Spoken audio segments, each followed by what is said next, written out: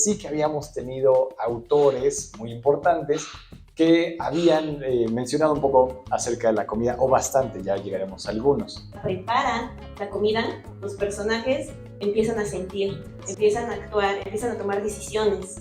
Yo me acuerdo que cuando comenzaba a tomar esas recetas de mi abuela, me decía, bueno, le pones un poquito de sal. ¿Cuánto es un poquito? ¿No? La clásica pregunta. Entonces aquí tenemos una figura femenina que regula su vida no por la hora, Tita no está viendo el reloj, sino por es hora de comer, ya huele a esto, ya huele a aquello. La cocina no es exacta, la cocina no se hace siempre de la misma manera. Que la cocina es una actividad cotidiana y que también importa. Una de las frases con las que anunciamos este evento es que no se puede llevar el trabajo y el peso de las armas sin el gobierno de las tripas. Luego tienes como aquí tu pozole y estás leyendo y ni sabes cómo a qué ponerle más atención. ¿Qué puede haber peor que tener sed y hambre por la eternidad? Exacto. No puedo manchar mis libros, me causa un conflicto gravísimo. Qué padre estar en el Museo del Chocolate hablando de literatura y de comida. Hola a todos, muy buenas tardes, bienvenidos al Museo del Chocolate y bienvenidos también a esta charla que tiene por título Los sabores en la literatura. Es un tema del que Liz y yo estamos muy contentos de hablar, nos parece riquísimo en todo el sentido de la palabra, rico porque hay mucha materia y rico de sabroso, por supuesto. La comida, los sabores, los alimentos, las bebidas son un tema al que no se le presta tanta atención cuando se habla de literatura, al que muchos escritores en realidad no le han dedicado tantas líneas, y sin embargo hay otros que sí lo han hecho y que han demostrado lo importante, lo sensorial, lo emotivo que puede llegar a ser. Este evento surge como parte de la colaboración, la alianza que tenemos en los círculos de lectura que dirijo con el Museo del Chocolate, una colaboración que nos hace utilizar más sentidos al momento de leer y que nos hace leer mejor también el Museo del Chocolate. Así que hoy nosotros dos, Lisbeth como parte de Hijas de Clio, estamos aquí para platicar con ustedes acerca de esto y también escucharlos, porque comer es algo que hacemos todos, beber es algo que hacemos todos, todos saboreamos. Y en ese sentido, el objetivo del día de hoy es compartir esos sabores y letras de un lado y del otro. Empezaremos a ver algunos textos que sí hablan de la comida, algunos glotones extraordinarios de la historia de la literatura, y también queremos hacer algunas reflexiones en torno a todo lo que hay de sabores, comida y bebidas en el lenguaje, a través de refranes y dichos que utilizamos casi todos los días, que nos hacen ver la importancia que tiene todo esto para una cultura como la nuestra. Iremos poco a poco saboreando cada uno de estos pasajes, cada una de estas reflexiones. Y precisamente mencionabas que muchas veces en los libros tenemos un viaje del héroe gigante, enorme, escrito por grandes mentes, pero pues no sabemos cuándo duermen, cuándo comen, cuándo van al baño, también, lo que entra tiene que salir. Entonces, pues precisamente hace algunos años Virginia Woolf se andaba quejando de esto en una habitación propia, un ensayo que realiza ella. Va a esta universidad ficticia, Oxford, Cambridge, y se queja de esto, ¿no? Como estoy en este gran edificio donde grandes mentes, o sea, un caldo de cultivo de grandes mentes literarias, ¿y qué comían? ¿No? ¿Por qué nunca se mencionan? Entonces, bueno, abro con esta cita de Woolf que dice, es un hecho curioso que los novelistas quieran hacernos creer que los almuerzos son siempre memorables por algo muy ingenioso que se dijo o por algo muy sensato que se hizo, pero raramente dedican una palabra a lo que se comió. Forma parte de las convenciones del novelista no hablar de la sopa, el salmón y el pato, como si la sopa, el salmón y el pato no tuvieran la menor importancia, como si nadie nunca se fumara un puro o se bebiera una copa de vino. Pues voy a tomarme la libertad de desafiar esa convención. Y os diré que el almuerzo empezó en esta ocasión con unos lenguados en el fondo del plato hondo, sobre los cuales el cocinero de la facultad había vertido una capa de crema blanquísima. Y bueno, todo lo que... Todo lo que procede a describir Virginia Woolf como en una cuartilla y media es el detalle con el que el cocinero preparó la comida que estos académicos catedráticos de Cambridge estaban almorzando, ¿no? Me parece una cita muy particular, muy bella, porque, pues sí, como no solo es por la queja misma, sino también es como el reconocimiento del trabajo de tantas cosas que se han escrito y no es por nada, ¿no? Siempre hay alguien que está alimentando, que está siendo alimentado y que es pues necesario para la vida y para pues que estos libros surjan, Sí. ¿no? Sí, y preguntarnos cosas como qué se cenó en la última cena, ¿no? En el banquete de los pretendientes de Odiseo, ¿qué les pusieron ahí en la mesa? No lo sabemos, podemos especular algunas cosas, pero realmente nunca tendremos idea. Eh, si todos los autores hicieran lo que Virginia Woolf plantea, pues sería algo sensacional y podríamos saber no solo qué tenían ahí, sino a qué les supo, y porque no es lo mismo comerlo en un restaurante que en casa, que en el Palacio de Buckingham, ¿no? Entonces, creo que ese reclamo de Virginia Woolf es muy, muy justo y hay que ser justos también nosotros. También un poco antes y un poco después sí que habíamos tenido autores muy importantes que habían mencionado un poco acerca de la comida, o bastante, ya llegaremos a algunos. Desde que Liz y yo nos reunimos para planear esta charla, pensábamos, además vamos a estar en el Museo del Chocolate, bueno, como agua para chocolate, ¿no? Es obvio, casi tan obvio que dijimos, no, no hablemos de eso, todos lo van a intuir, pero al final es una novela que tiene mucha riqueza, así que hablemos, si te parece, de Como agua para Ok, chocolate, ¿no? bueno, a mí como agua para chocolate, además de ser una novela que me encanta, destaco mucho su valor de cómo la autora recupera recetas, ¿no? Y también cómo la construcción de los personajes está envuelta, y, o sea, anímicamente los personajes se ven afectados por la comida. Y la receta es como la piedra angular de cada capítulo, porque en función a eso y cómo Tita, la protagonista, prepara la comida, los personajes empiezan a sentir, empiezan a actuar, empiezan a tomar decisiones. Entonces, bueno, como destaco sobre todo el valor como de las recetas, que además vienen desde una línea materna. Creo que hablar de como agua para chocolate desde una perspectiva de género es necesario. Y bueno, también justo traigo una, como que ando haciendo, ya, como que bueno, traje una cita igual de como agua para chocolate.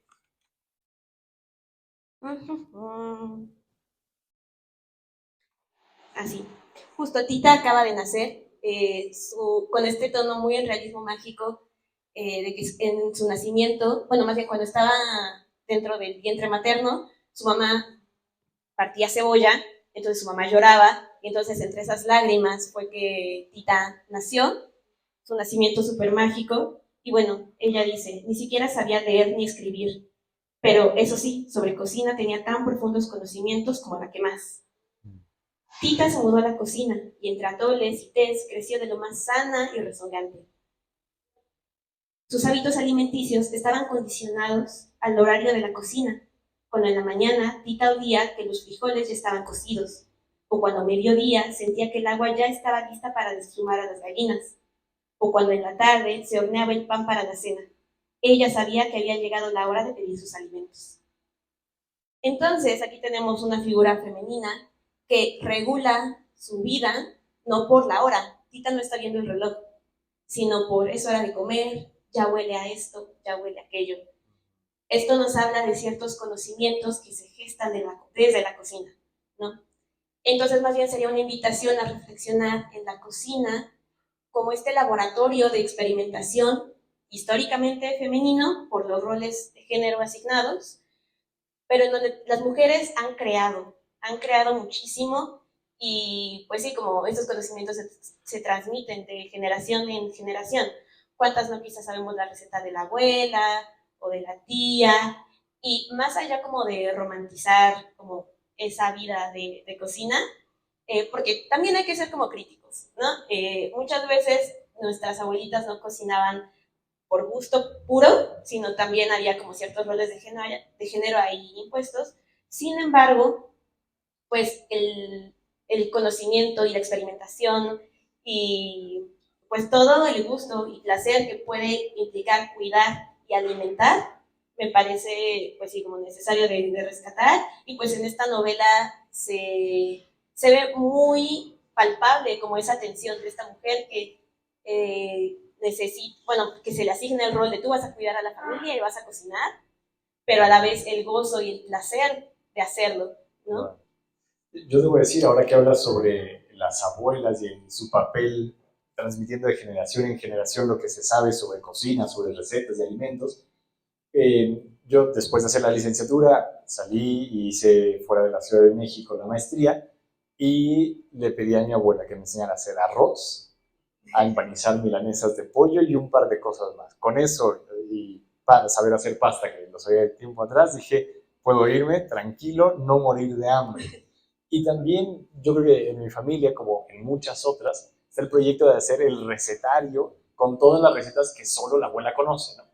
Que va desde cosas muy simples, platos del día a día, hasta los postres. Yo aprendí a hacer panqués con mi abuela. Ya se me olvidó, entonces tengo que acudir de nuevo a la receta, habría que ponerlo por escrito. Y entra otra cosa que a mí me gustaría preguntarte a ti, Liz. O sea, a mí no me sale la comida igual que mi abuela, por supuesto, ¿no? Porque en la cocina hay una cosa de experiencia, hay una cosa de intuición.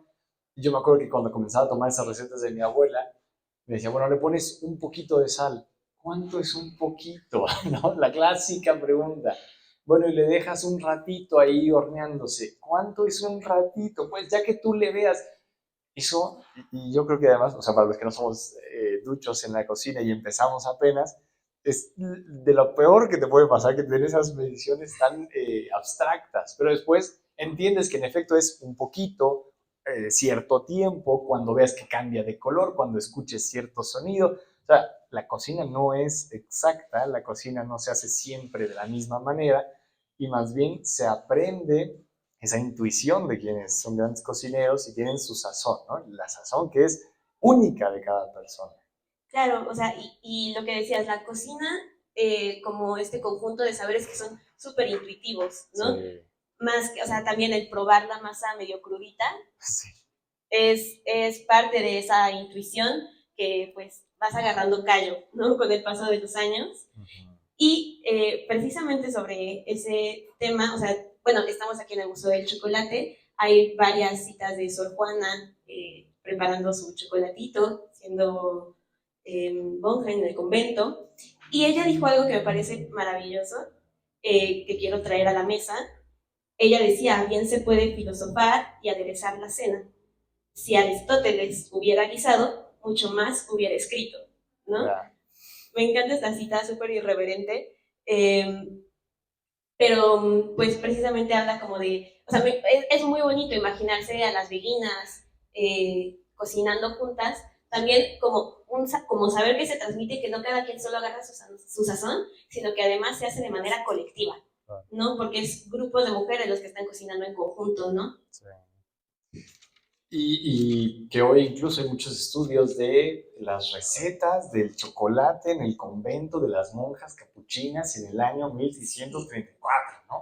Entonces, es un grado de especialización muy avanzado al que han llegado los historiadores, pero que nos hace ver muchas cosas, porque también es cierto que importa cómo hacían el chocolate aquellas monjas, porque nos habla de qué ingredientes circulaban a su alrededor, ¿no? Y cómo era la economía de los conventos y qué hacían ellas dentro, etcétera, etcétera. Entonces, hablar de comida es hablar de muchísimas cosas. En La Tregua, un libro que por cierto estamos leyendo en el círculo de lectura, eh, hay un momento en el que Martín Santomé, quien está escribiendo su diario, dice que en Uruguay todas las reuniones sociales son con comida, que el uruguayo no entiende su vida sin comida. Invitas a alguien, o sea, si vas a ver a alguien, lo invitas para desayunar, o lo invitas para tomar un café, o para comer, o para la carne asada, o para cenar juntos. Nunca lo invitas nada más a verse, ¿no?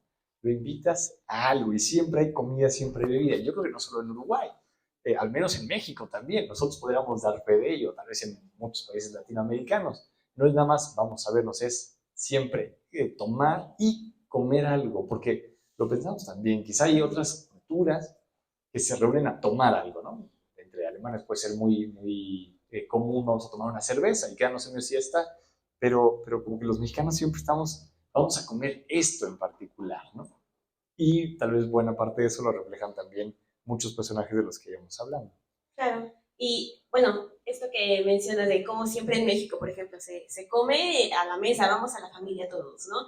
Como esta actividad súper colectiva y está muy vinculada también la cocina, los recetarios, incluso con la memoria, ¿no? O sea, me gustaría traer como el tema de la memoria sí. En la mesa, cómo se transmite de generación en generación y cómo esta memoria se vierte en los recetarios que nos llegan hoy en día.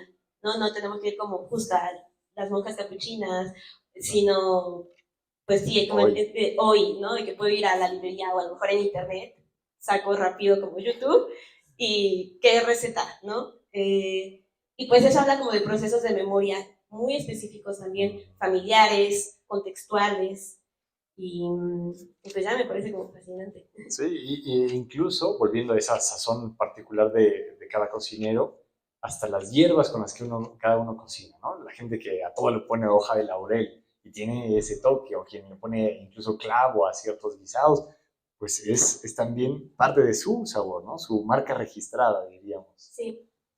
Y bueno,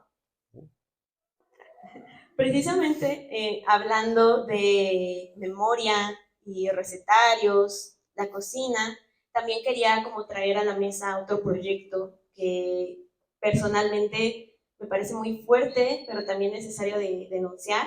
Se llama Recetario para la Memoria, es una colaboración de una artista llamada Sara Gómez Lucián, trabaja con varios colectivos, entre ellas Rastreadora del Fuente, que, bueno, trabaja con colectivos de madres buscadoras de desaparecidos. Y lo que hace este proyecto es compilar las recetas favoritas de los jóvenes que fueron desaparecidos. Las mamás se reúnen para cocinar en conjunto, recordar a sus hijos y recordar la sazón propia y cómo, o sea, y la relación que tenían esa sazón con sus niños. También, o sea, hay un poema con el que abre este proyecto que me gustaría, pues, compartirles a todos. Es un recetario para aprender a cocinar, para alimentarnos la memoria, para resistirnos al olvido, para nutrirnos de resistencia, para que lo individual sea colectivo, una mesa puesta para sentarse a compartir. Creo que este poema, o sea, como sintetiza un poco lo que ya se venía platicando, ¿no? De la colectividad, del cocinar, de la sazón, del transmitir, pero cómo no solo es vamos a la mesa a sentarnos como un día casual, sino también que se puede trasladar a temas mucho más fuertes y a realidades más fuertes del país que son cotidianas, pero pues qué importante se vuelve aquí la sazón, la cocina, la receta, la memoria, ¿no? Y pues, o sea, más allá de ensombrecer este momento, es pues sí, como destacar y también recordar, ¿no? Que la cocina es una actividad cotidiana y que también importa.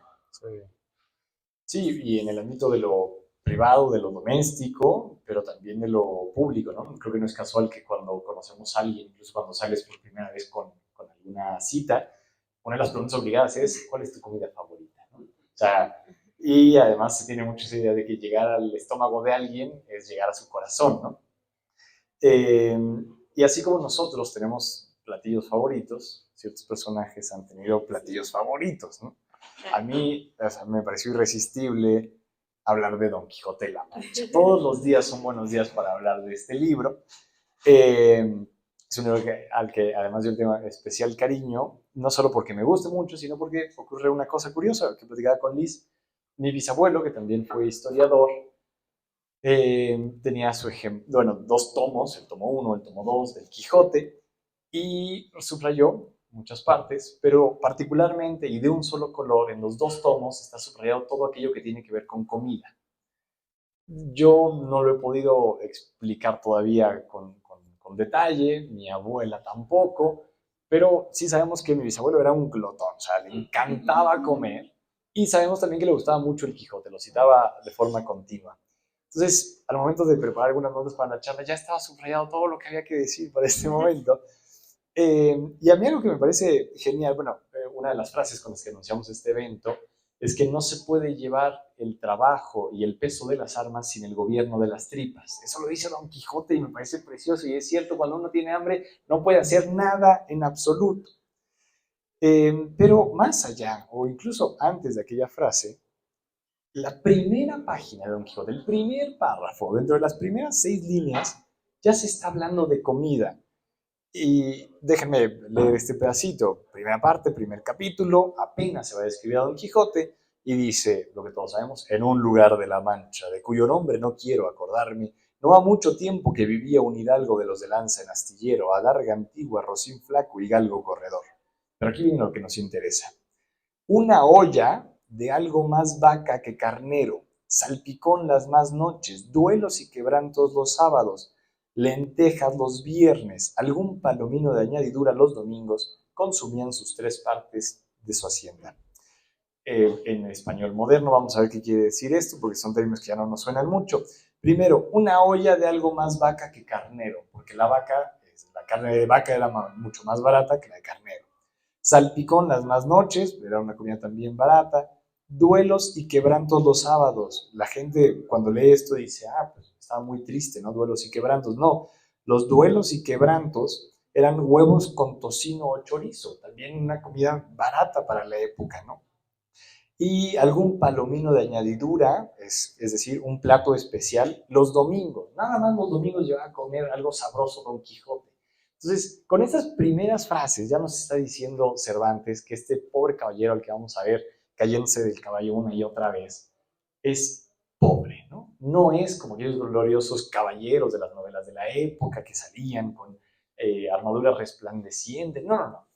Nuestro caballero come lentejas como cualquiera de nosotros, come huevos con chorizo o tocino y nada más. Entonces, lo traigo a colación también porque, a ver, ¿por qué lo usa Cervantes? Para hablar del personaje. Incluso en esta y otras obras vamos a ver descripciones de personajes a través de lo que comen que revelan su clase social de inmediato, ¿no? Entonces es una forma, en lugar de estratificar directamente con palabras, de hacérselo entender al lector. Sí, justo, y hacérselo entender desde la cotidianidad del comer, ¿no? Y pues, si bien Virginia Woolf, como abrimos esta charla un poco con esta queja, con esta réplica de por qué no se habla, pues bueno, Quijote, o sea, en el Quijote ya aparecía esto, y curiosamente también contemporánea a Virginia Woolf. Ay, espera, todavía quiero decir algo. No, Perdón.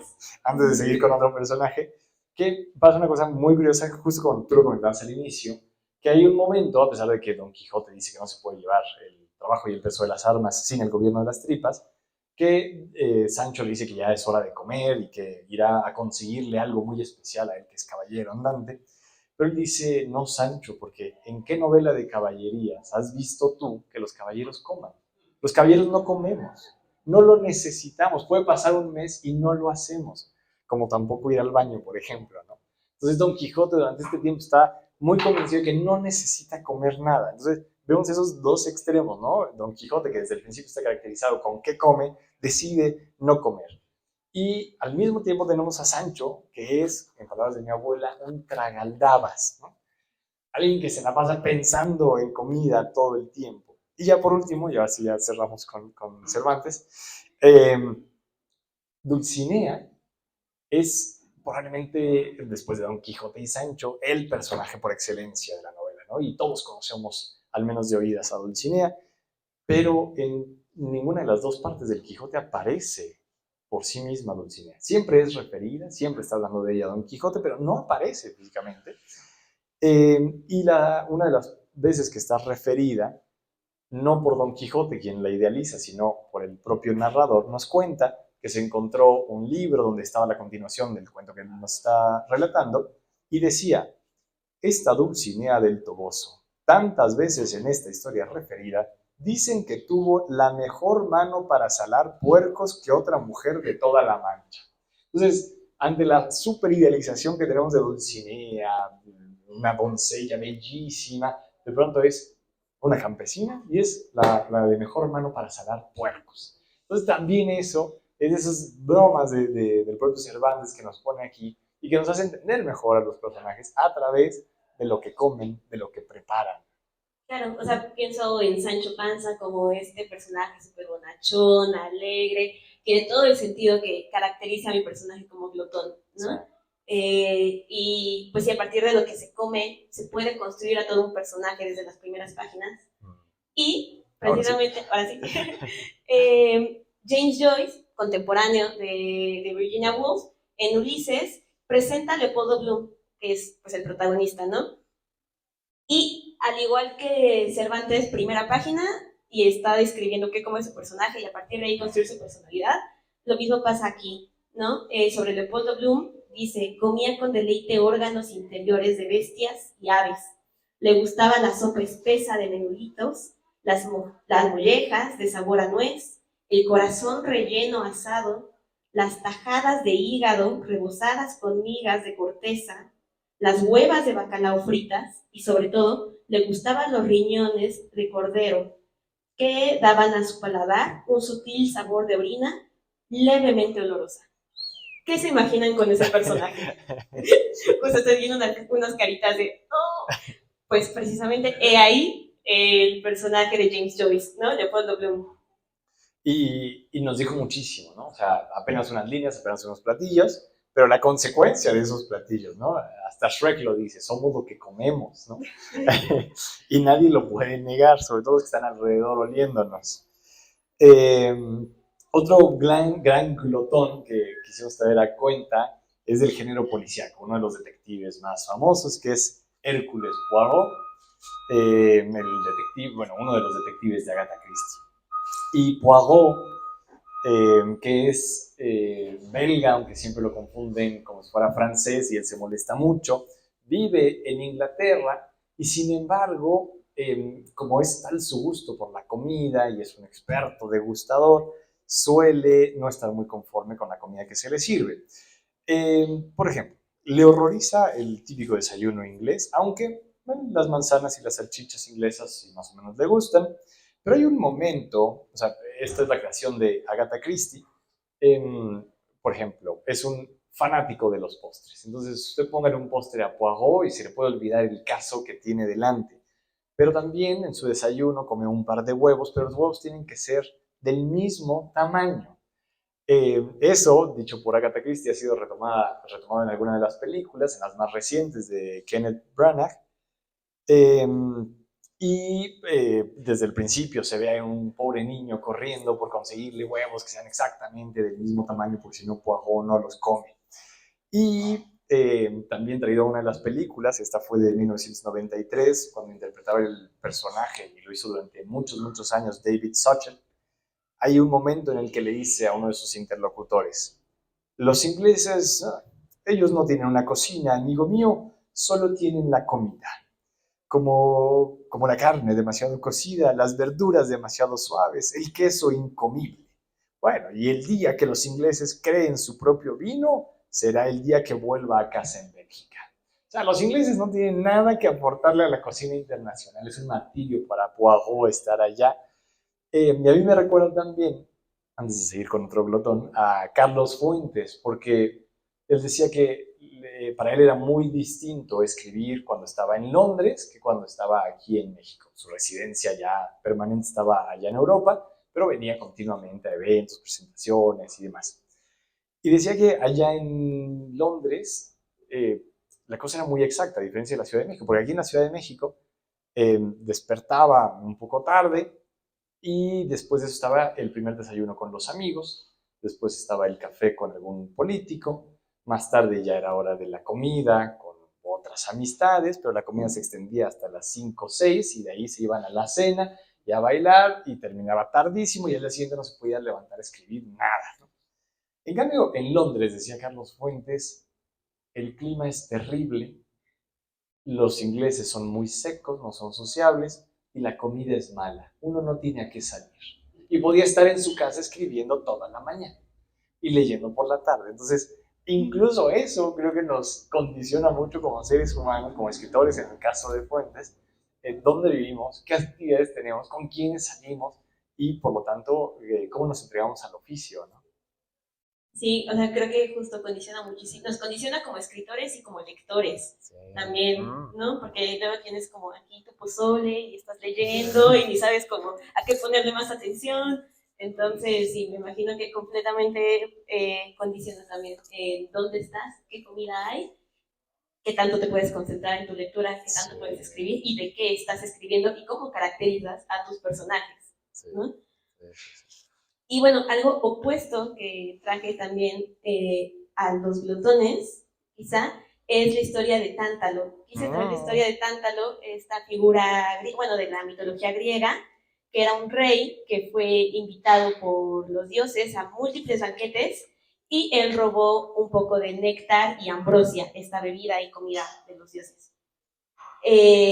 Los dioses evidentemente se enojan de que le roben néctar y ambrosia y pues como para atenuar la ira, lo que hace él es invitar a un festín, ¿no? Un festín enorme y no sé por qué, pero lo que pasa por su mente es cocinar a su propio hijo, ¿no? Cocina Casual. casual, Casual. sí, Sí. una tarde en la Grecia antigua. Cocina a Pélope y lo sirve a los dioses. Evidentemente los dioses se enteran de esto, se enojan todavía más y condenan a Tántalo a vivir en el inframundo, cerca de, bueno, en el Tártaro, cerca de un lago que cada vez que él se acerca, el agua baja y al acceso, o sea, y tiene sobre él árboles frutales y cada vez que intenta agarrar una fruta, se aleja. Entonces, por siempre tendrá hambre y sed. Qué castigo, ¿eh? Yo no puedo imaginar alguno peor. Recuerden que el Tártaro era la sección del inframundo donde estaban los peores criminales, los que habían sido castigados por los dioses por alguna acción de este tipo. Ahí estaba también Sísifo, quizá alguien que nos suena un poco más, condenado a subir la piedra una y otra vez, ¿no? Pero creo que eso da cuenta, o sea, ¿qué puede haber peor que tener sed y hambre por la eternidad? Exacto. No, y precisamente, de nuevo, como la importancia de algo tan cotidiano como comer y también, o sea, estar satisfechos, ¿no? Una sensación que quizá damos por sentado en el día a día, pero qué delicia, ¿no? Y pues sí, es como uno de los placeres más ricos de la vida, ¿no? Sí. Y yo con el siguiente texto que quiero mencionar volveré un poco sobre lo primero que hablábamos en torno a la sazón propia, la intuición que va desarrollando el cocinero. Es El banquete de Babette, que además tiene película, entonces tal vez nos suene. Eh, la autora era Karen Blixen, danesa, aunque firmó este texto con el nombre de Isaac Dinesen, lo que también nos dice mucho de este cambiar nombres e incluso sobre bajo el nombre de alguien del otro género, hombres, ¿no? Y aquí Babette, una cocinera prodigiosa, gana una suma de dinero extraordinaria y uno ya empieza a pensar qué podría hacer, ¿no? Además ella es de París, pero está en este otro país. Piensan que va a regresar, que va a hacer su vida de vuelta allá. Y ella lo que decide hacer es un festín, un banquete. Y se deja, bueno, no diré mucho más porque se los arruinaríamos, pero cocina de tal manera y quedan tan satisfechos sus invitados que al final ella compara la cocina con el arte y dice que de verdad el empeño que pone quien cocina es como el del pintor en la pintura, como el del escritor en los libros. Es dejar una parte de sí mismo y no es nada más seguir una receta tal como está anotado en algún libro, ¿no? Es toda la intuición que hay detrás y todo el amor que se le pone, ¿no? Creo que hoy nosotros también usamos como chiste eso de, ay, qué rica te queda la comida, es que tiene mucho amor. Pues sí, o sea, se nota de alguna manera, ¿no? Entonces, creo que en el texto, en la película, que es un poco posterior del 87, se ve esa entrega que pueden poner los personajes no solo a comer, sino sobre todo a preparar. Claro, y lo que me gusta mucho del festín de Babette es esta relación tan íntima que hay con la comida, como una experiencia casi espiritual, Sí. ¿no? También, o sea, Babette está en un contexto de una familia sumamente religiosa y como las personas, las que recibieron el banquete, estaban acostumbradas a una espiritualidad como muy casta, muy medida, pero de repente esa explosión de sabores, de sentires y de tanto amor con el que fue hecho este festín, como que abre los ojos a una experiencia espiritual distinta, ¿no? Como una llena de gozo y de alegría. ¿Tú tienes algún otro glotón? No. Porque entonces podemos pasar, mientras ustedes también van pensando en glotones, a lo contrario, ¿no? Que es la ausencia de comida. También el ciclo de lectura, una de nuestras, de los libros recientes fue El Doctor Zhivago, una novela rusa que ocurre durante el periodo más fuerte y de mayor hambruna en la Unión Soviética, los años 20 y 30, y ahí uno tiene hambre durante toda la novela, porque los protagonistas tienen que ir de la ciudad, de Moscú, al campo para ver si ahí pueden sembrar algo, y lo único que consiguen sembrar son papas, y tienen hambre, y uno pasa hambre con ellos, porque además están en medio del frío, temperaturas bajo cero, y sabes que hay invierno, hay nieve, y no hay comida. Entonces, ¿de qué van a vivir estas personas? ¿No? Creo que también esa ausencia de comida a veces se ve reflejada y nos causa el propio dolor o hasta el vacío en el estómago, ¿no? Sí, sí, sí. De hecho, bueno, me adelanté. Ahí era donde entraba tanta luz. Pero igual, o sea, la experiencia, también quisiera apuntar la experiencia no solo como escritor, sino también como lector, al momento, o como ya no en el universo de los personajes, sino en el universo del lector, de yo estando presente y leyendo como sobre la escasez de comida, y de repente, ay, se empieza a formar el pollito, ¿no? Sí. Y la relación que tenemos con los libros y con la comida cuando son experiencias simultáneas. Yo te quería preguntar eso. Cuando tú lees, ¿tienes comida o bebida alrededor? La mayoría de las veces creo que... Ahí. Otra vez. La mayoría de las veces creo que sí, ¿eh? Bueno, o sea, cuando iba a la universidad y en el metro y como leyendo, pues era difícil, pero como que mis recuerdos más bonitos leyendo era pues en la pubertad, por ahí a los 13, leyendo Harry Potter con mi postre de mi helado de chocolate, ¿no? Entonces, o sea, mis ejemplares de Harry Potter están llenos de manchas de chocolate y de manchas de botanera, de sabritas.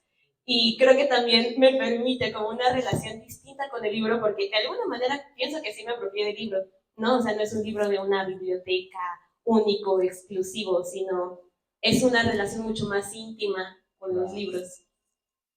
Yo debo decir, o sea, a mí también me gusta mucho comer y beber algo mientras leo. O sea, mi mañana perfecta de domingo es acostado en la cama todavía, leyendo, con ya sea una taza de chocolate, no es porque estemos en el Museo de Chocolate, pero prefiero por mucho el chocolate sobre cualquier otra bebida, o café al lado, sabiendo, y a veces puede ser que no lo tome, puede ser que esté tan entretenido en la lectura y se quede ahí la taza entera, pero tenerla como que ya me causa un todo está bien, todo está en orden, ¿no?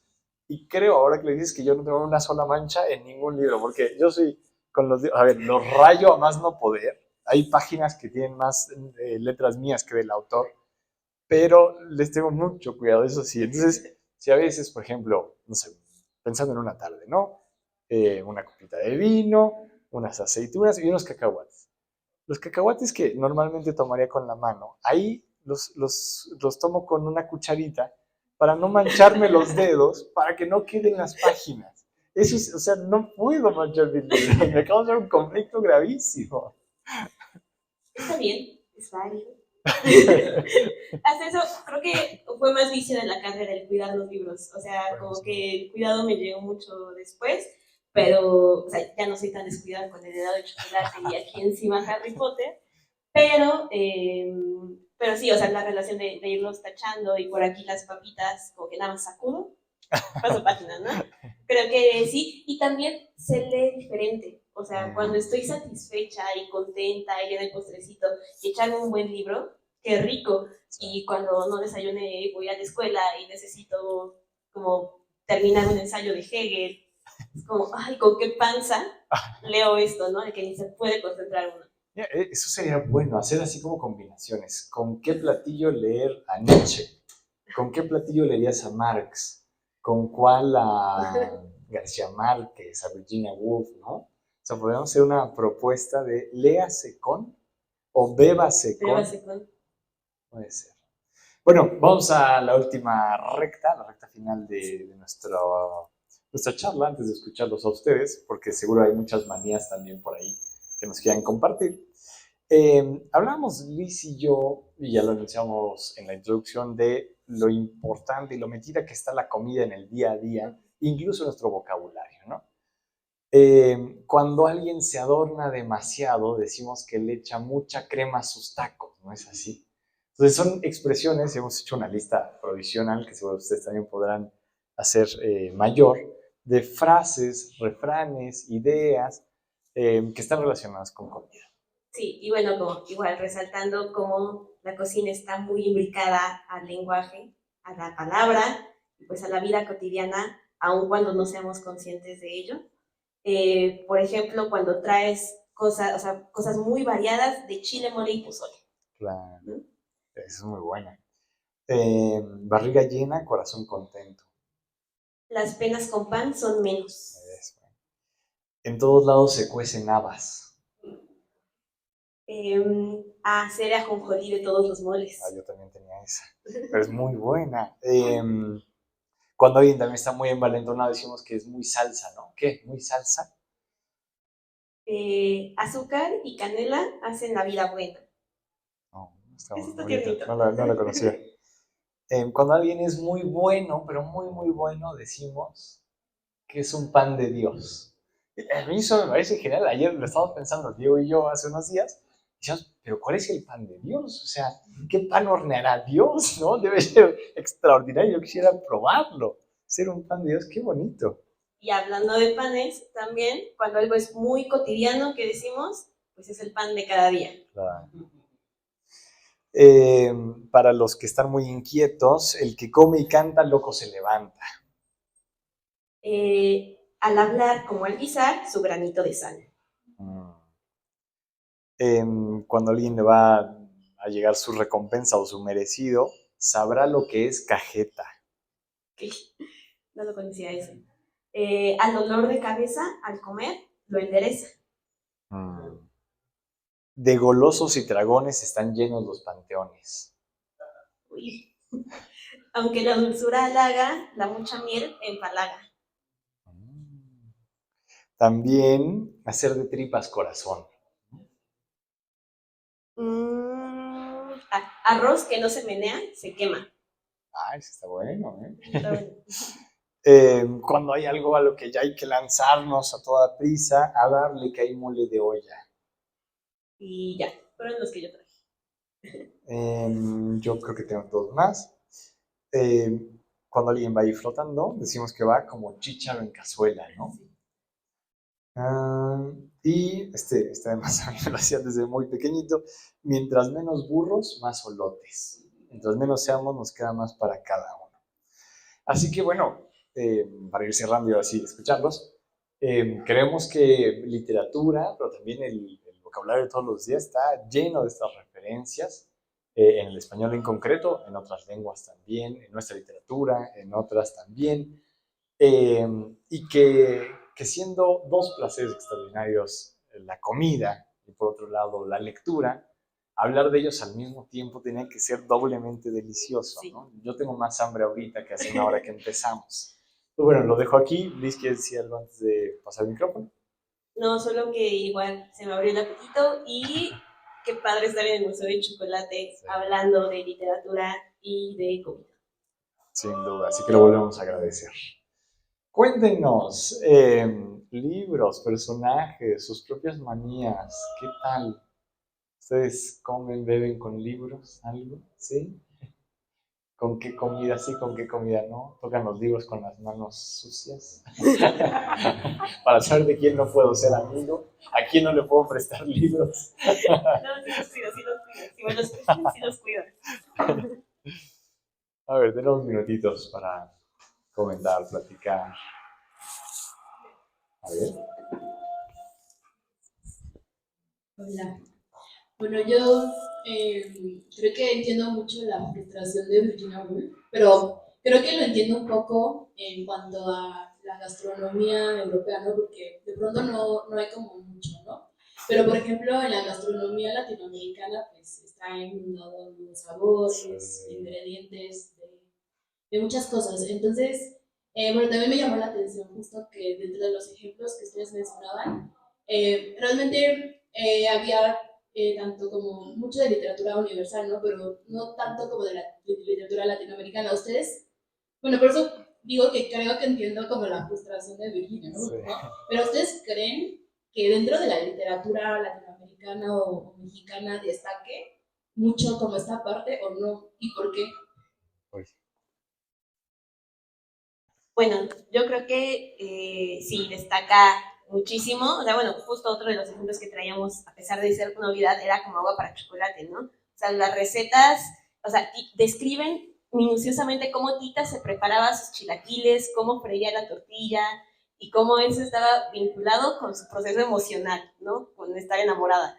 Eh, Creo que sí hay varios ejemplos de cómo los personajes están como muy vinculados a la cocina, al comer y también, o sea, como en este momento no se me prende el foquito como en un ejemplo específico, pero estoy segura de haber leído varias escenas de como familia a la mesa.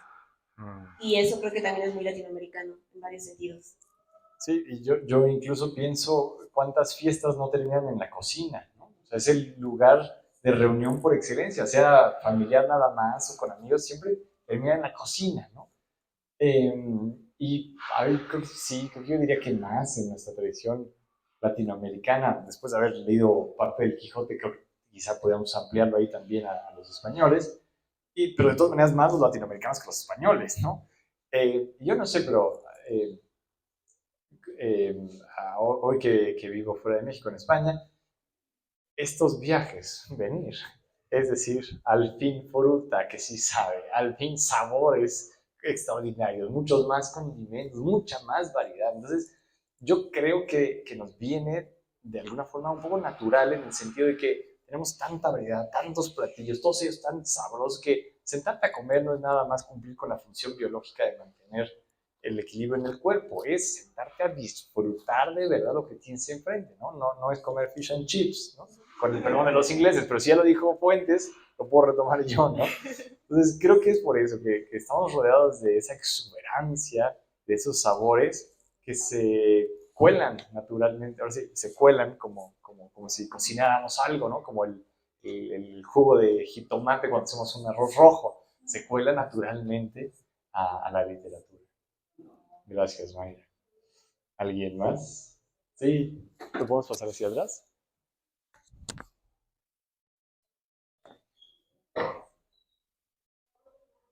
Yo les quiero agradecer mucho por esta plática, me pareció fascinante y además la llevaron de una manera fenomenal.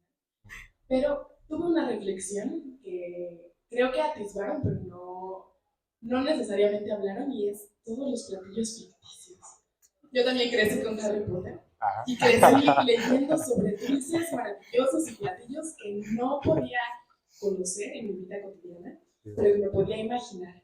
Y hoy en la mañana tuve una plática con mi prima muy interesante sobre los límites entre la ficción y la realidad. Y llegamos a una especie de conclusión de cómo la ficción se puede enraizar en esa sensorialidad y en esa memoria que ya tenemos en esta realidad tangible y material. Entonces pienso que muchas veces todos esos platillos y todas estas cosas que se pueden construir a partir de la literatura, necesariamente las sentimos a partir de lo que conocemos. Y está enraizado en nuestras experiencias, ¿no? Entonces, yo recuerdo mucho la cerveza de mantequilla. ¿Qué rayos es una cerveza de mantequilla? Y me parece muy interesante intentar alcanzar eso y alcanzar la receta que se ha intentado perfeccionar en diferentes restaurantes o lugares a partir de la imaginación. También, por ejemplo, cuando mencionas la cuestión de la ambrosía y el néctar, pienso en esos sabores maravillosos, increíbles, a los que solo pueden acceder los dioses. Claro. Incluso en la cuestión bíblica del maná, ¿no? Cuando dicen el pan de Dios, pensé, el maná, ¿qué rayos es eso? ¿Qué sabe? ¿Cómo se siente? Porque se describe más la textura que el sabor.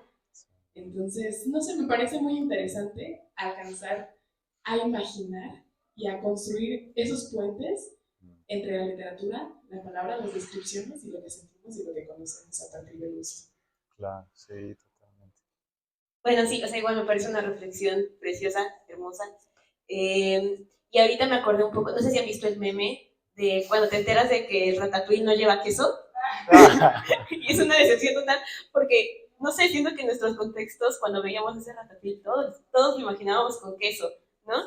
Y creo que más bien como esa relación ficción y nuestras propias experiencias de lo que hemos saboreado y de lo que conocemos finalmente, entra en la descripción de la literatura, pero también se traslapa muchas veces a otros medios, ¿no? Al cine, a las películas de estudio Ghibli, que de repente tienen como su ramen súper rico, pero que, o sea, yo me acuerdo que yo de niña no había probado nada de eso, ¿no? Pero se me antojaba. Entonces, ¿qué sabores son los que imaginamos cuando nos relacionamos con descripciones de alimentos ficticios, ¿no? Ya sea en cine, e incluso en publicidad, ¿no? La publicidad de comida llega a funcionar un poco así. Wow. Y yo agregaría que a mí me parecería genial ahora que lo dices, que así como las máquinas de las novelas de Julio Verne sirvieron así como inspiración para hacer algunos aparatos hoy por hoy, esas comidas inventadas las intentáramos hacer, ¿no? Digo, tal vez la cerveza de mantequilla sea una cosa muy rara, pero otras podrían ser buenísimas, ¿no? Entonces, creo que qué bonito que la literatura pueda sugerir esas cosas inexistentes y que tal vez en el plano real sepan terrible, pero el simple hecho de pensarlas ya es una cosa fascinante para mí. A mí los juegos borgianos me gustan muchísimo decir que algo es real cuando no tiene nada de real, ¿no? Pero te lo vende tan bien que lo crees. Y si nos venden suficientemente bien la cerveza y otras tantas cosas, pues las creemos y decimos, qué lástima que en el mundo no existe eso, ¿no? Así que qué buen apunte, muchas gracias. Chelito por allá. Atrás, Alfredo. Perdón, yo por aquí. Pues muchas gracias también por la plática, excelente, me encantó. Y dos reflexiones sobre el tema de la comida. Con respecto a las emociones, a todo lo que contaban ustedes, yo me quedé pensando y escribí por la comida contra las emociones que genera, obviamente es un tema interesante, los sentimientos de al estar comiendo, las sensaciones en el cuerpo, ¿no? Porque a veces no pensamos la reacción química que tiene la comida en el cuerpo. El chocolate en particular, sí. Vamos, es una endorfina natural que va directo al cerebro. Por eso cuando comemos chocolate, pues nos sentimos muy bien, ¿no? O sea, como contentos y demás. Y cuando algo nos cae mal al cuerpo, digo, porque en esas comilonas, por ejemplo, que están ustedes comentando, pues ahí todo se ve padre, ¿no? Pero no me acuerdo si en la película se ve también algo, alguien que le cae mal todo lo que se come y tiene que salir corriendo al baño, ¿verdad? Sí. Bueno, exacto. Esas partes internas en el cuerpo, porque todo obviamente, todo eso que comemos, pues tiene como un curso en el cuerpo y hasta que sale del cuerpo, ¿verdad? Entonces, esa reflexión se me hizo muy interesante desde ese ángulo, verlo. Me imagino que si alguien escribe o escribiera, ya escribió alguien sobre todo lo que produce la comida, pero a nivel de esas sensaciones, en el cerebro, en el caso, agarrando una parte del cuerpo, ¿no? A lo mejor hay algo ya escrito en ese sentido. Y la otra parte que reflexioné es lo que también comentaban hace un momento, la selección de alimentos o bebidas para escribir o para leer, ¿no? Porque son como dos actividades.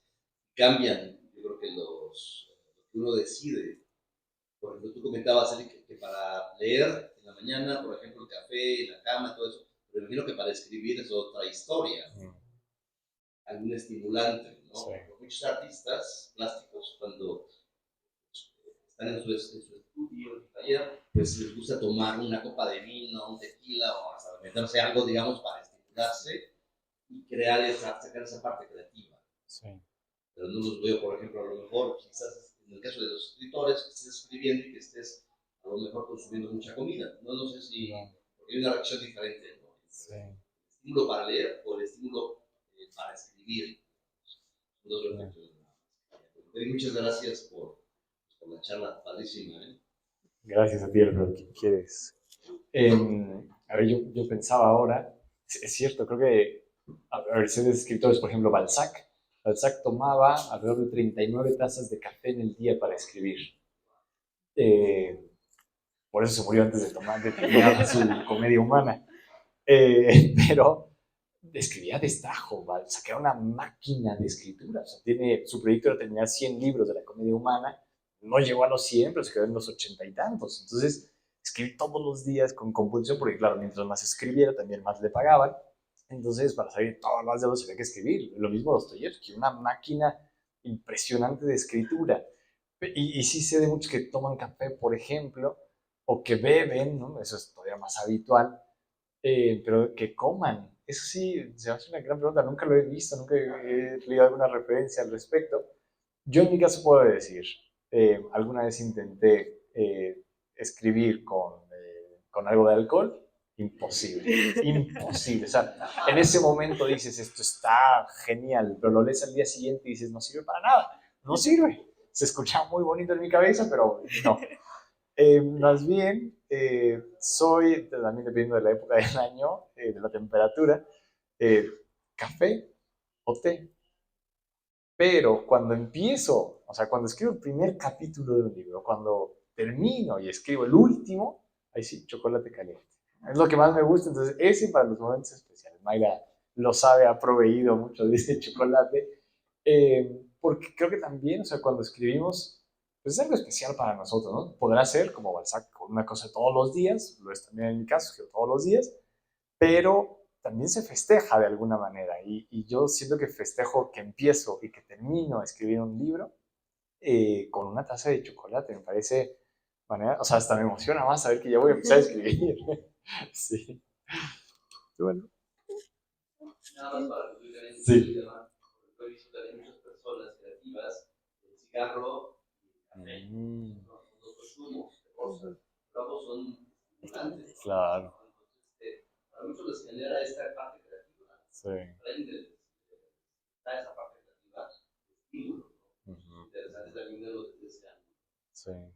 Y ya, perdón, antes de Chilita, ya solo también la primera parte del comentario de Alfredo me hacía pensar en cosas como el mal del puerco, ¿no? Que cuando es supremo es mal del jabalí, ¿no?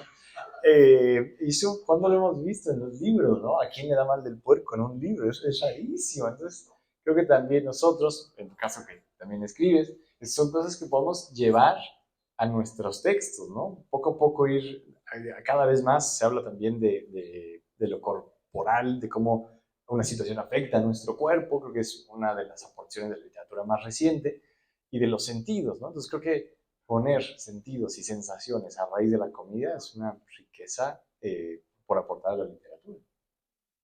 Ahora sí, de este lado. Bueno, a mí sí me puedes prestar tus libros.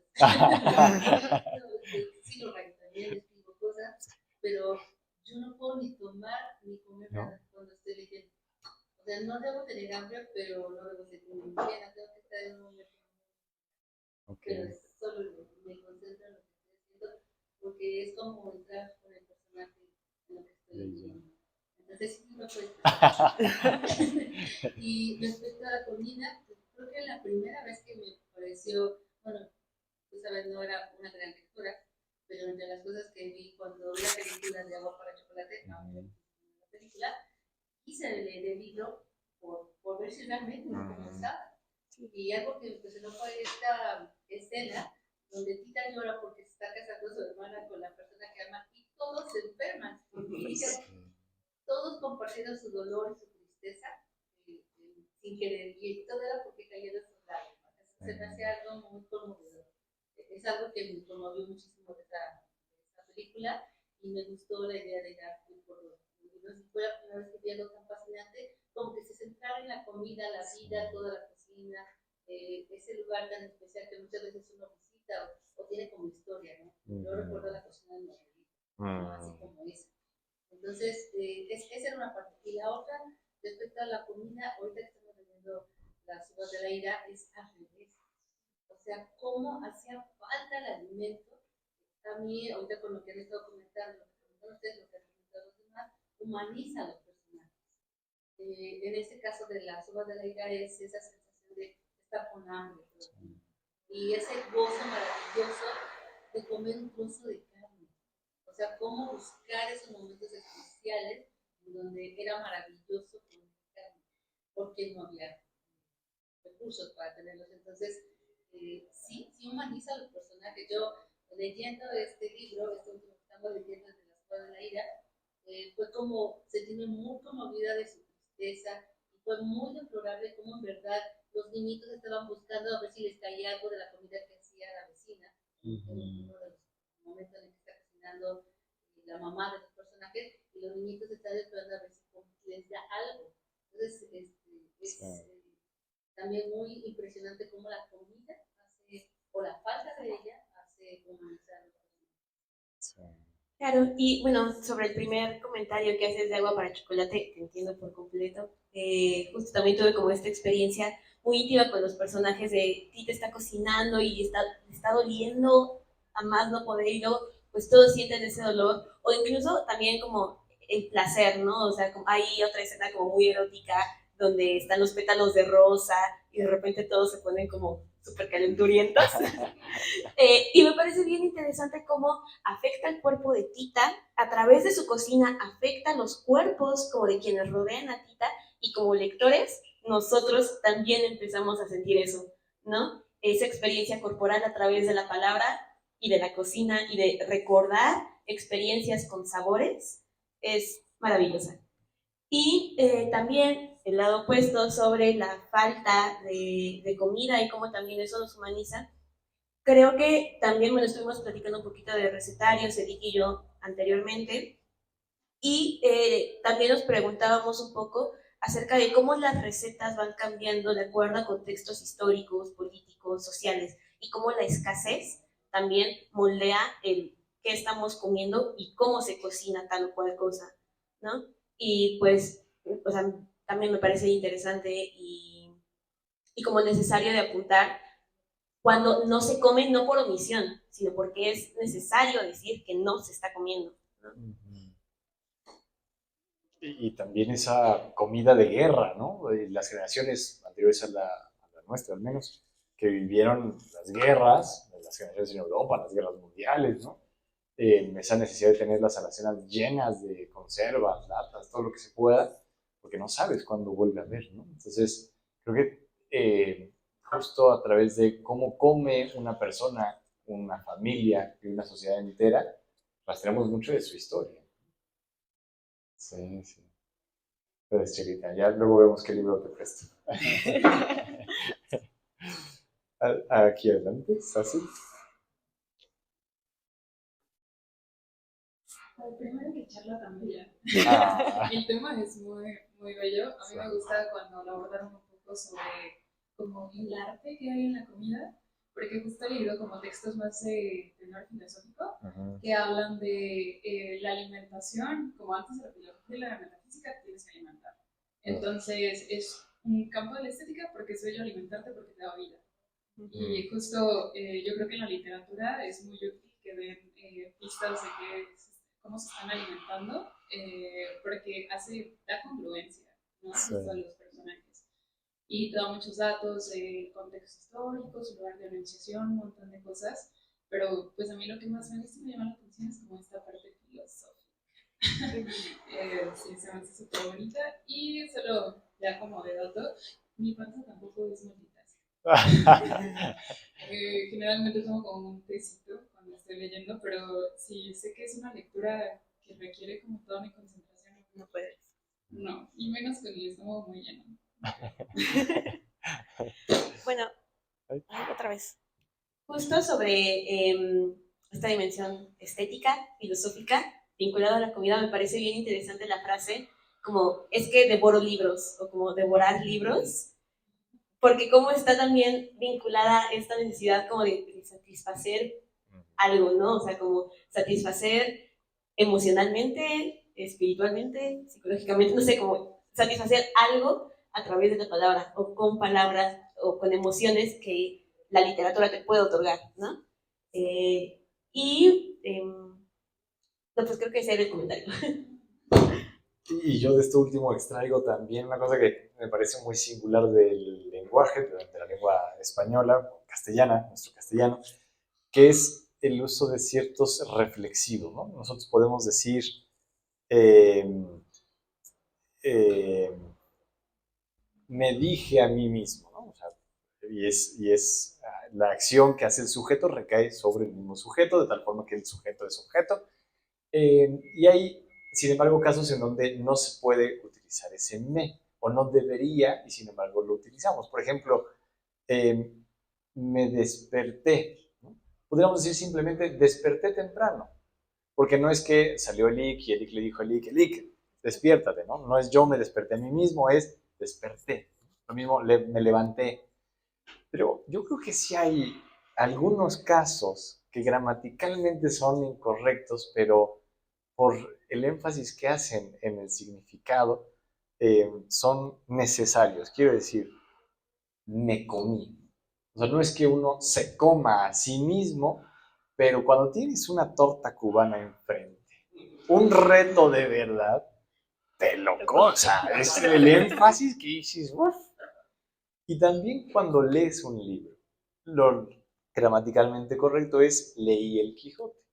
Pero cuando tienes el Quijote, si te lees el Quijote, ¿no? Me leí el Quijote en 3 días, es una hazaña. Entonces, creo que comida y literatura implican hazañas, implican muchos sentimientos, muchos pensamientos, digo, más allá de la broma que podamos hacer. Sí, deja uno mucho o toma uno mucho, tanto en los libros como en la comida, y termina siendo esos esfuerzos deliciosos con grandes recompensas que se hace para uno, para otro.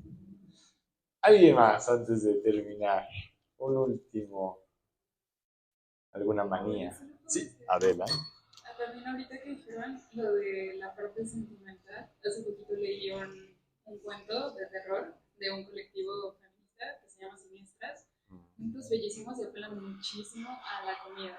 Okay. Que justo en sus relatos llega el clímax, pero se relaja cuando llega la abuelita y le dice como, llegó mi abuela y me dio su ponche de guayaba con jengibre y no sé qué, me sentí súper reconfortada.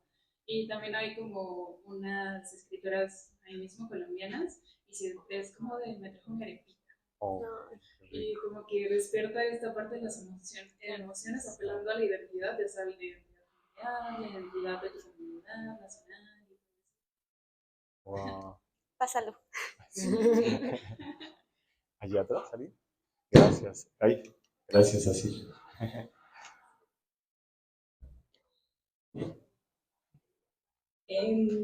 Yo sí, siempre leo los libros con bebida, pero nunca he comido mientras mientras escribo, mientras leo. Nunca he comido. Lo voy a empezar a hacer.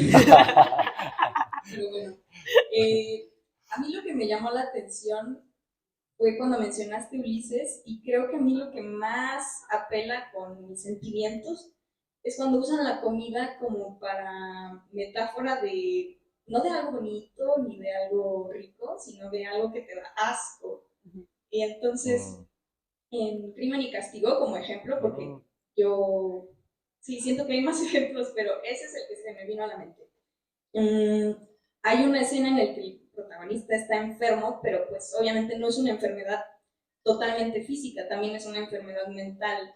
Y eso es como un ambiente que se va construyendo y la comida es un recurso para eso.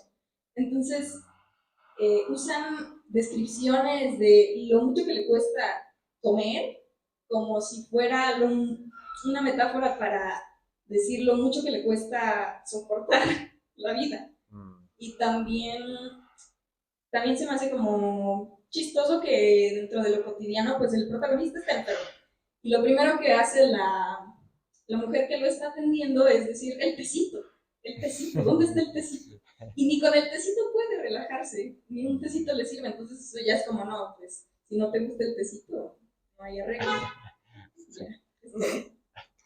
A mí me recuerda mucho, además, creo que todos tenemos alguna, si no nuestra madre, alguna tía o la abuela que no te deja de salir de casa sin haber desayunado, que cuando regresas te pregunta si ya comiste, ¿no? Y que todo lo puede curar con algo rico, ¿no? Entonces sabes que en esa casa siempre va a haber algo reconfortante. Yo, fíjate, no recuerdo esa escena de Crimen y Castigo, pero es de esas veces que alguien te dice algo de un libro que ya leíste que dices, lo tengo que releer para fijarme en esas cosas. Muchas gracias. ¿Atrás? Sí, todavía. Sí, bueno, yo también les quería agradecer por la plática, o sea, creo que son dos temas muy bonitos que sí están muy ligados. Creo que ambas cosas pueden ser muy íntimas, tanto la lectura como pues la comida, por supuesto, y el sabor que tiene. Y bueno, yo sí les quería pedir que si pueden hacerlo de vincular algún platillo o alguna bebida con los libros estaría fenomenal, porque para mí sí es algo muy relacionado, al menos, o sea, emocionalmente, tanto la comida como la literatura. Y bueno, leer en sí, o sea, creo que es una experiencia siempre, cuando leo cualquier cosa, ya sea cosas como más de investigación, cosas más de placer, como las emociones que me provoca, o sea, creo que nunca estoy completamente fría con las cosas que estoy absorbiendo de la literatura y pues tampoco con la comida. O sea, la comida es una experiencia para mí siempre que la tengo conmigo. Desde cocinar, que a mí me encanta, hasta salir y comparar algo nuevo, lo que sea. Y creo que vincularlo y como que lo recomienden de algún modo, que tengan, que no sé, uno puede transmitir esa sensación que les da una lectura, con una sensación parecida que les da la comida, es hasta como algo reconfortante, ¿no? Tal vez es una lectura muy pesada, entonces vale la pena un chocolatito. O simplemente como para amenizarlo, algo que también está fresca la lectura y está fresca la comida. No sé, me parece una idea muy bonita y creo que estaría muy padre que la exploraran. Gracias. Pues yo creo que tomamos el reto, ¿no, Liz? Y hagamos una cosa, en estas hojitas vamos a hacer una lista donde anote su correo, todo aquello, sus redes sociales o lo que quiera como medio de contacto, que quiera que se la mandemos. Lo vamos a hacer en las próximas semanas y la compartimos. Y también vamos a dejar ahí algunos campos como para que ustedes también sugieran algún libro con algún platillo. Sería muy bonito, ¿no? Va. Gracias por la idea, qué bonito que salió de aquí. ¿Algo para cerrar, Liz? Si no hay nada más. Pues agradecerles más bien a todos por estar presentes en este lugar tan bello como el Museo del Chocolate y esperemos que hayan disfrutado mucho la charla. Nosotros la disfrutamos bastante y de aquí a espero que puedan comer porque se abre el apetito después de hablar una hora de comida. Gracias, por supuesto, al Museo del Chocolate. Estamos muy contentos de continuar con este trabajo mano a mano porque somos todos de la idea de que cultura es una cosa súper amplia, ¿no? Y cultura es gastronomía, como cultura son libros y mucho más. Entonces, qué bonito seguir tendiendo esos puentes. Gracias a ustedes por estar aquí, por sus comentarios, por compartir, por estas ideas que nos daremos a la tarea de satisfacer. No dejen de seguir a Hijas de Clio en sus redes sociales, lo pueden encontrar como tal y después seguir a cada uno de sus miembros en Instagram. Sí, en Instagram estamos como hijas-de Clio y también, bueno, no está presente, pero parte del colectivo es Rosy, también de historia. Y pues para que sigan nuestras redes, tenemos como varias recomendaciones literarias, algunos talleres, por si gustan. A quien no conoce el Museo del Chocolate, pues está aquí mismo, pasen, den la visita, es súper bonito. Y bueno, también mis redes sociales son Felic G. Troconis, así el nombre como tal, en cualquier red social. Gracias de verdad. Y lo mejor es compartir esta riqueza y hacerla mayor todavía entre nosotros. Así que muchas gracias. Gracias mucho. Gracias, Liz. Gracias a ustedes.